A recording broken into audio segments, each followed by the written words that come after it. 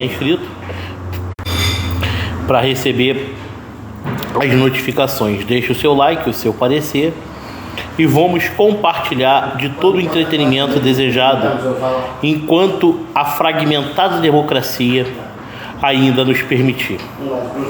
Meus amigos, o papelão que o Senado Federal brasileiro fez ao longo dessa semana é de nos deixar de queixo caído à medida em que as composições da base governista tentou se redimir derrubando o veto da desoneração da folha de pagamento. Só que isso não tem perdão, porque isso é lesar a pátria, abrir a guarda para que mais um ministro da base governista se torne um congresso paralelo neoparlamentarizado dentro do poder judiciário brasileiro. Isso parece um novo ato adicional similar a 1834, onde o atual presidente da República ele se sente de fato o dono da nação, querendo colocar imposições e reduzir a capacidade de crescimento da oposição ao governo. Porque o subloteamento do quadro político deturpa a democracia e blinda a corrupção. E especialista em blindagem é tudo que o atual governo é. Isso eles sabem fazer na melhor de suas proporções para entender as suas finalidades escusas. Nós temos que sempre estar atentos ao que se compete dentro das razões contextuais, onde o que é crime para seus opositores, para eles é uma boa causa ou uma razão de força maior em prol da garantia da democracia relativa, ou, se vocês preferirem, do fragmento neoanárquico democrático. Ora, nós podemos ver que dentro desse cenário que se desenhou, as amarrações políticas, elas estão tentando passar a perna em milhares de brasileiros que não concordam com esse modelo de governo.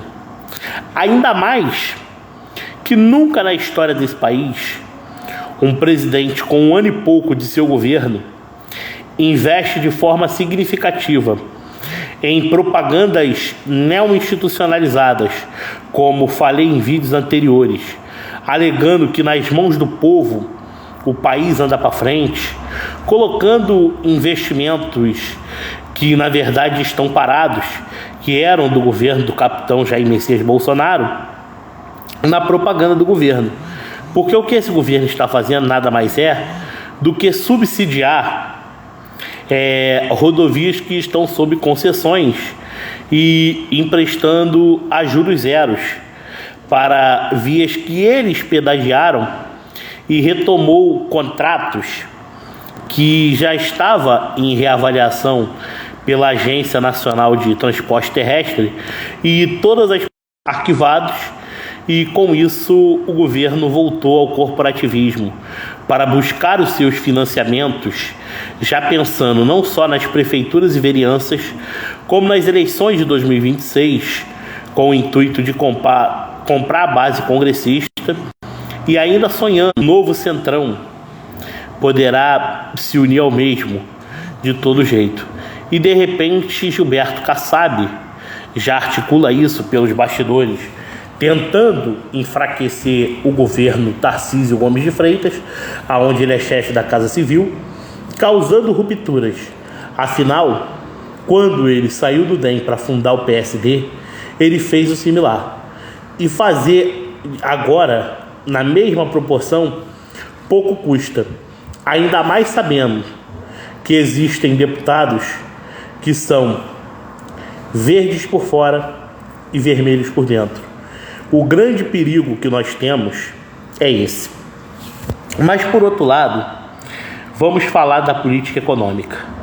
O Banco Central reduziu a taxa de juros para 11,75% ao mês, acreditando que a taxa de inflação está dentro da meta. Ok, a taxa de inflação está dentro da meta, talvez por algum amortecedor que ainda está vinculado a tudo o que se foi deixado de superávit no ano passado. Mas o déficit desse ano serão emitidos novos títulos da dívida pública. E por via de consequência, daí vai vir a inflação de custo e a estagnação generalizada. Além do mais, estamos muito próximos de uma nova crise econômica global, não só pela guerra que existe em Israel junto ao Irã, como também a guerra na Ucrânia, que ainda não cessou seu fim. E como consequência disso, a tendência é uma disparada generalizada do dólar e retirada de dinheiro de países emergentes. E o que esse governo não faz o dever de casa, o país com certeza não se torna atrativo para investidores. Logo, essa queda nos juros, ela é artificial e, como consequência disso, ela poderá chegar no âmbito dos 14%, pelo menos até abril de 2024.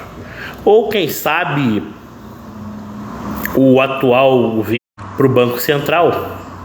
E o Banco Central não tem esse poder fiscalizador completo. Afinal, o mercado ele reage mediante ele não manipula o governo. Porém, com o crescimento do déficit público e a incapacidade do governo de sustentar as suas bases, mostra que a instabilidade é gigante. Então isso vai causar uma fuga natural de investidores. E nisso são menos empregos sendo gerados, são bolsas caindo e falta de crença na economia brasileira, visto que essa reforma tributária, uma vez aprovada, há uma vibração gigantesca por parte do atual governo. Só que uma unificação federalizada envolve uma federalização também da dívida pública para estados amigos do governo, mais aportes compensatórios, sim. Estados não amigos do governo é que sofrerão as reais consequências. Os entes federados que são anti-governo deveriam ir a Brasília, na porta da bancada de deputados e senadores da oposição, para discutir dentro da Comissão de Orçamento sobre esses aportes compensatórios, com o intuito de pegar irregularidades na reforma tributária e assim derrubá-la. Porque a reforma tributária de verdade, ela é descentralizadora e desburocratizadora. E, acima de tudo, ela faz desonerações e corta custos. Essa não.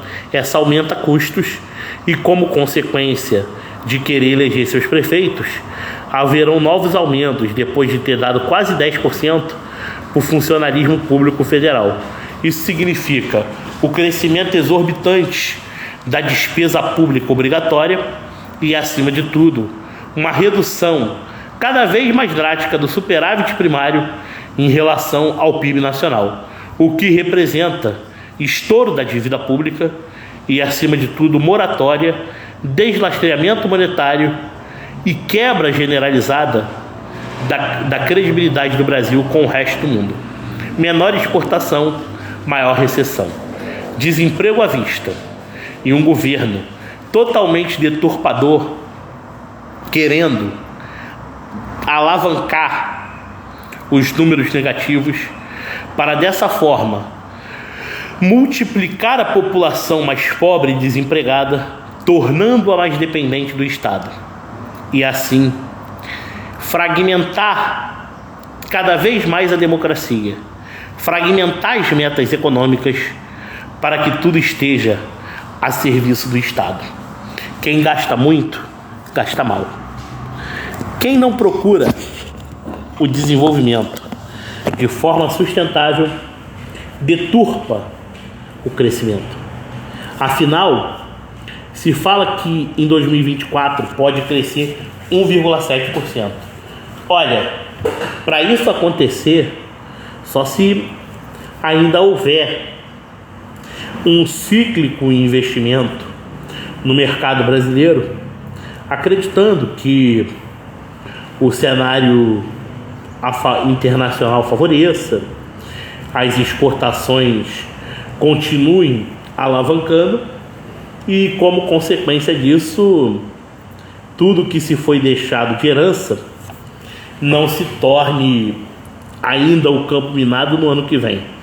Mas pelo que eu estou vendo no andar da carruagem, existe uma grande manipulação de dados do Brasil devido ao fato de que o governo não consegue fechar as contas e com isso sofre naturais consequências globais de uma possível catástrofe e, além de tudo, investidores retiram dinheiro daqui e colocam em países em desenvolvimento.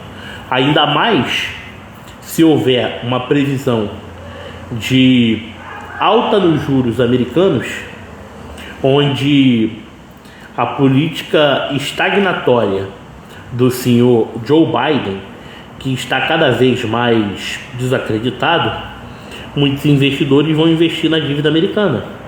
Porque o que esse governo está fazendo é o seguinte: adiando o problema de forma mais abrupta, criando celeridade na meta inflacionária, na meta PIB e na dívida PIB. Ou seja, não dá para cumprir essa, então vamos aumentar a meta. Aí nisso que você vai aumentar a meta, qual é o lastro financeiro que você tem nisso? Mais impostos? Muito obrigado. Se são mais impostos, então como que tem giro econômico? Você, na sua casa, você está sentindo que está bem o giro econômico desse país? Com certeza não. Você acredita no governo que fala uma coisa e faz outra? Também não. Você está acostumado com os desmandos e erros grotescos do governo petista? Com certeza sim.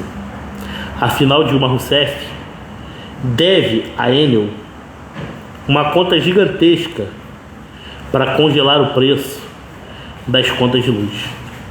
Por isso que as contas de luz estão caríssimas. E, acima de tudo, o fortalecimento do monopólio fecha a economia, quebra a concorrência e destrói o mercado. Assim, você tem baixo crescimento e logo você tem menos empregos. Uma boa tarde a todos. Deus acompanhe a cada um de vocês e que vocês possam ter um domingo maravilhoso. Diego Santana e o canal Conjuntura Política e Econômica, o seu canal de análises com seriedade e, acima de tudo, baseado em verdade. Fiquem com Deus.